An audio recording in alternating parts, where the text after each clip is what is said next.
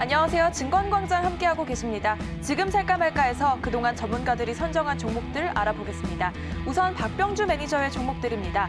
9월 18일에 LG화학을 포착했습니다. 바이든 후보의 친환경 정책의 수혜가 기대되는데요. 오늘장에서 가파른 상승세 보여주고 있습니다.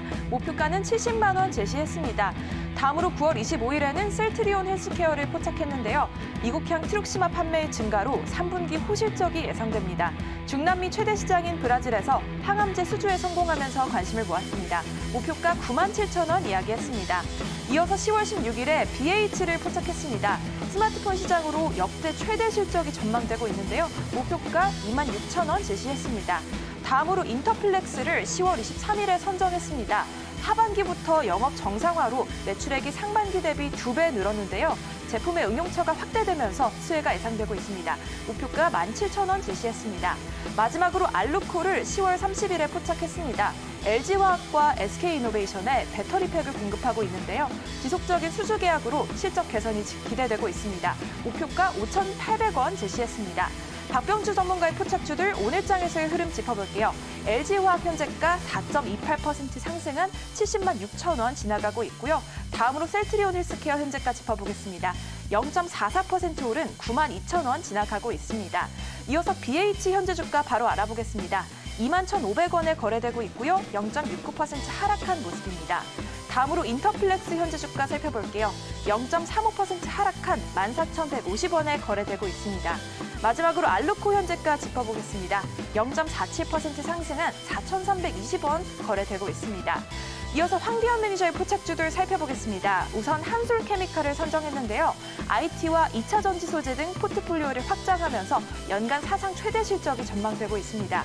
목표가 17만 5천 원 제시했습니다. 다음으로 현대오토에버를 10월 26일에 매수했습니다. 자율주행차 시장의 성장에 따라서 수혜가 예상되는데요.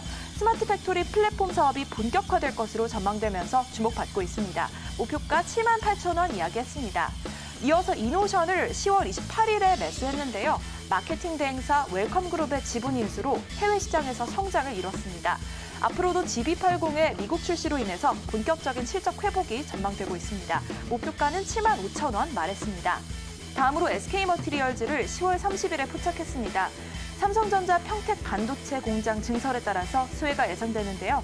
이와 함께 자회사들의 실적 호조가 기대되면서 기대가 오르고 있습니다. 목표가 27만 원 말했습니다. 마지막으로 하나솔루션을 11월 4일에 매수했습니다. 전통 에너지원 규제 완화와 함께 강화되는 태양광 모멘텀으로 주목을 받고 있습니다. 목표가 5만 5천 원 이야기했습니다. 황대현 매니저의 포착주 오늘장에서의 흐름 살펴보겠습니다. 먼저 한솔케미칼 현재 주가 살펴보면 1.3% 하락한 15만 1,500원 지나가고 있습니다. 이어서 현대오토에버 현재 주가 보겠습니다. 0.46% 내린 6만 5천 원에 거래 진행되고 있습니다. 다음으로 이노션 현재 주가 알아보겠습니다. 5만 7,900원에 거래되고 있고요. 1.19% 하락한 모습입니다. 바로 SK머티리얼즈 현재 주가 알아보겠습니다. 2.06% 내린 23만 2,800원에 거래되고 있습니다. 마지막으로 하나솔루션 현재 주가 알아보겠습니다. 0.52% 상승한 48,200원 지나가고 있습니다. 이렇게 전문가의 포착주들 정리해봤고요. 잘 체크하셔서 성공 투자하시기 바랍니다. 네, 코스피는 오늘 외국인 기관 들어오고 있고요. 지금 코스닥은 개인이 사들이면서 상승 하락 약간 방향성을 탐색을 하는데요. 오늘은 또 어떤 종목을 포착해 볼까요? 박병주 매니저, 황대현 매니저입니다. 안녕하세요. 네, 안녕하세요. 반갑습니다. 네. 자, 금요일 시장, 오늘도 전반적으로 시장은 나쁘지는 않습니다. 오늘장 어떤 종목을 관심 갖고 계신지 바로 공개할까요? 박병주 매니저는 셀트리온을 다시 주목하시고요. 그리고 황대현 매니저는 효성 첨단 소재를 선택하셨네요. 셀트리온부터 들어보겠습니다. 최근에 제약 바이오주들 미 대선 이전부터도 이 상승을 좀 나타냈고요. 좀 대형주들을 위주로도 두드러진 오름세를 보였는데 셀트리온 과연 이제 더 갈 수 있는 자리인지 궁금하네요. 네, 지금 셀트리온은 이제 여기서 추가적으로 상승할 수 있다라고 생각이 됩니다. 셀트리온은 지난번에 이제 다른 우리 코스닥 종목보다도 먼저 먼저 조정을 했어요. 그러니까 코스닥 시장은 9월 중순경에 고점을 쳤지만 셀트리온은 7월 20일 날, 즉 2달 전에 고점을 형성을 해서 이 종목은 이번에 상승은 저는 추세적인 상승 구간이라고 생각이 되고요. 자, 그러한 부분들을 이제 실적도 이제 꾸준히 뒷받침이 되고 있고, 그리고 최근에 이 회사가 지금 준비하고 있는 코로나 관련의 그 치료제 후보 물질을 이번에 임상 1상을 진행을 했습니다. 그래서 그 후보 물질은 CT P59라고 하는 건데, 이번에 임상 1상을 진행을 해본 결과 안전성과 바이러스 감소 효과를 가져왔다라고 이번에 지금 결과가 이번에 그 나왔습니다. 그래서 그런 어떤 영향으로 해서 이 종목이 주가가 올라갔는데, 그러나 제가 보기에는 이것은 적은 부분이고, 이 회사가 지금 그 준비하고 있는 램시마 SC, 이게 지금 유럽 시장에서는 임상이 끝나가지고 제품으로 판매가 되고 있고, 이제 미국 시장에서 임상 3상이 지금 진행 과정인데, 아마 미국 시장에서 임상 3상이 성공적으로 끝나면 대단한 어떤 그 이제 새로운 바이오 시밀러가 되지 않겠는가라고 생각을 해볼 수가 있겠습니다. 알겠습니다. 셀트리온 다시 실적에 대한 기대감과 더불어서 임상 결과를 좀 기다리면 될 것 같습니다. 기대감으로 매수세가 좀 유입이 될 수 있겠는데요. 그러면 가격은 목표가 어느 정도로 잡아보시나요? 네, 목표가는 그 지난번에 9월 달에 그때 오르다가 거기서부터 하락이 시작되었던 가격대, 그 지점. 그래서 그 가격대까지는 그래서 30만 원 정도, 목표가는 30만 원 정도로 말씀을 드릴 수가 있겠고, 그리고 손절가는 26만 원, 그때로 말씀을 드릴 수가 있겠습니다. 현재 27만 7천 원 지나고 있는 셀트리온입니다. 오늘장에서도 1.8% 탄력 가져가고요. 목표가 다시 앞자리 바꾸면서 30만 원까지 정하겠습니다. 손절가는 26만 원 지켜주시면 되겠네요. 자, 다음은 이제 효성 첨단 소재 보도록 하겠습니다. 탄소섬유 대표적인 기업입니다. 지금 분위기는 어떤가요? 예, 일단 그 수소차에 대한 그 기대치가 상당히 높아지면서요. 이런 그 탄소섬유의 그 중요성이 좀 부각이 되고 있다, 이렇게 좀 봅니다. 특히 이제 그동안의 그 주력 상품이었던 그 타이어, 보강제 부분이 하반기에 들어오면서 이제 턴어라운드에 대한 기대가 높아지고 있는데요. 특히 이제 3분기의 재료, 이런 재고라든가 이런 부분에 그 소진이 완료되면서 특히 북미 유럽 자동차 쪽으로의 수요가 그 증가가 되고 있습니다. 그래서 타이어 보강제 부분의 그 매출이 전분기 대비 큰 폭으로 늘어나면서요. 영업이익도 119억 정도의 기록을 좀 한 부분입니다. 제가 이제 이 종목에 가장 크게 주목을 하는 주요 요인 중에 하나는 바로 국내 유일의 탄소섬유 기업이라고 이렇게 좀 볼 수 있습니다. 물론 이제 탄소섬유 하면은 현재 그 탄소를 한 92% 정도 함유한 제품인데, 이 탄소섬유를 일반론적으로 이제 우리가 얘기할 때 꿈의 신소재라고 얘기를 합니다. 철의 무게에 비해서 4분의 1 정도밖에 안 되고요. 근데 강도가 10배가 되거든요. 그래서 최근 이런 그 꿈의 신소재 부분이 상당히 좀 부각이 되면서 또 탄성도 무려 7배나 달합니다. 그래서 이것은 모빌리티 부분이 계속 발전하면서요. 상당히 수소차 부분의 미래 모빌리티로부터 모빌리티에 대한 주목을 상당히 받고 있다 봅니다. 특히 이제 수소 연료 탱크 부분에서 주목을 좀 받고 있는데, 평균 기압의 뭐 최고 한 900대 정도 현재 버틸 수 있는 아주 가벼운 현재 무게를 유지할 수 있다, 이렇게 보겠고요. 특히 뭐 최근에 들어오면서 정부에서는 수소 경제 활성화 부분의 정책을 좀 강화하고 있습니다. 특히 이제 지금 우리도 잘 알다시피 일본의 수출 규제를 상당히 겪었습니다. 그래서 이런 부분의 정부 입장에서도 소재에 대한 지원을 확대하고 있다, 이렇게 좀 볼 수 있습니다. 아까 말씀드렸다시피 수소 관련 소재의 핵심은 탄소섬유입니다. 그래서 최근 일본의 여러 가지 의존도가 높기 때문에 현재 수소 경제에 정부의 지원, 이런 부분이 좀 크게 부각이 되고 있고요. 특히 이제 국내 시장 볼 때 아직 탄소섬유는 생산의 어떤 불모지다, 이렇게 좀 볼 수 있습니다.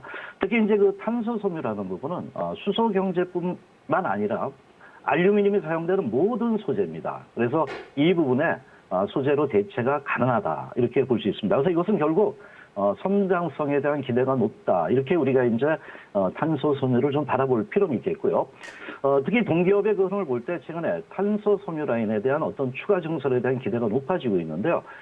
물론 아직 그 시간은 있습니다. 2028년 정도까지 계속적인 이제 추가 증설에 대한 기대가 높아지면서 동기업이 어떤 목표를 볼 때 현재 뭐 24,000톤 정도의 탄소 섬유에 대한 생산 능력을 가져가자 뭐 이런 얘기를 하고 있습니다.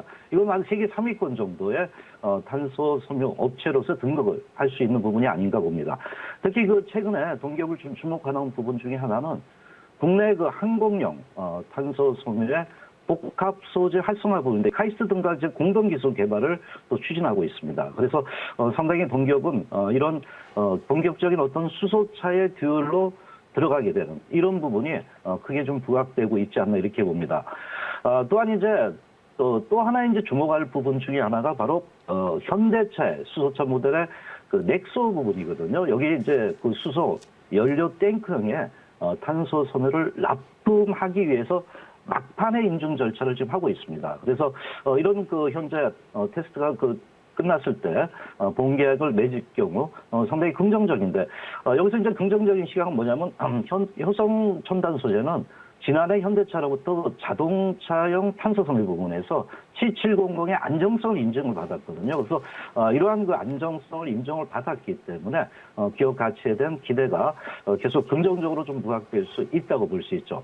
특히 이제 동기업도 많이 그동안에 이 탄소 섬유에 돈을 갖다가 많이 집어넣었다 이렇게 봅니다. 우리나라 그 탄소 섬유 볼 때 일본의 그 도레이 법인밖에 없습니다. 도레이 한국 법인이 이제 우리 전략 납품하고 있는데 아까 말씀드렸다시피 국내 시장은 상당히 불모지다 이렇게 좀 볼 수 있습니다. 그래서 현재 그 효성 첨단 소재도 2011년이죠. 자체 그 섬유 탄소 섬유 브랜드의 탄섬을 좀 선보였었습니다. 그러나 10년간 적자였습니다. 그런데 요번에 이제 그 3분기부터 탄소 섬유에 대한 그 증가가, 수요가 증가가 되면서 어떤 그, 기대가 높아졌는데, 아마 이제 그 사업, 이 탄소 섬유 사업 부분이 그 현재 그 3분기에 흑자 전환이 되면서 하반기에 흑자 전환, 하반기까지 모두 흑자 전환에 대한 그 기대치가 상당히 높아질 수 있습니다. 이 원인 중에 하나는 주요 매출처인 미국 쪽이었습니다. 바로 CNG 버스와 트럭항의 그 매출이 늘어나면서 이런 그 규모의 경제 부분의 어떤 발생에 대한 기대가 높아질 수 있다 이렇게 봅니다. 그래서 종합적으로 볼 때 수소 경제 시대에 들어가면서 탄소라는 부분과 또 현재 그 국내적으로 불모지 부분에서 탄소 섬유에 대한 어떤 그 성장성의 그 기대가 상당히 동기업도 높아지겠고요. 또 흑자 전환이라는 부분 상당히 긍정적입니다. 그래서 이런 탄소 섬유의 흑자 전환과 더불어서 향후에 성장성 기대감이 상당히 높아지고 있다라고 말씀드릴 수 있습니다. 네. 자, 효성 첨단 소재 국내 유일의 탄소 기업입니다. 흑자 전환 예상되고 있고요. 현대차를 주요 고객사로 두고 있죠. 그러면 목표가는 얼마로 설정하면 될까요? 예, 지금 그 주가 흐름 보면요. 그 전반적으로 이제 그 지난 그 17만 6천 원대부터 이제 쭉 밀려왔다가 점진적으로 이렇게 반등을 좀 모색은 하고는 있습니다. 그러나 요번에 보면은 이제 이평 부분의 어떤 그 정배열 부분이 서서히 그 재부각이 되겠습니다. 재부각이 되고 있습니다. 그래서 5일선 이평, 21선 이평과 더불어서 조금씩 그 안정화되고 있습니다. 그래서 이러한 그 탄소 섬유의 성장성을 볼 때 목표가는 약 그 17만 원 정도를 접근을 좀 해도 되겠고요. 손절 라인은 바로 그 주봉상 그 주요 지지 라인입니다. 12만 7천 원대를 접근하시면 될 것 같습니다. 알겠습니다. 목표가 17만 원, 손절가 12만 7천 원 잡아볼게요. 자, 어쨌든 뭐 이번 주는 미국 대선을 바라보면서 좀 정신없이 지나간 것 같습니다. 이제 다음 주를 준비해 봐야 될 텐데요. 오늘 시장 전략을 어떻게 세우면 좋을지 두 분의 의견 듣고 싶네요. 박병준 매니저부터 전해주시죠. 네, 지금 이제 미국 대선 그런 부분들을 통해서 주가들이 급격하게 이번 주에 미국 증시도 급격하게 상승을 했고 우리나라도 이제 단기적으로 상승을 했는데 단기적으로 이제 급등을 했기 때문에 이제는 조금 이제 추스리고 나서 앞으로 이제 어떤 종목군이 계속 갈 것인가에 대해 시장은 탐색할 것으로 생각이 됩니다.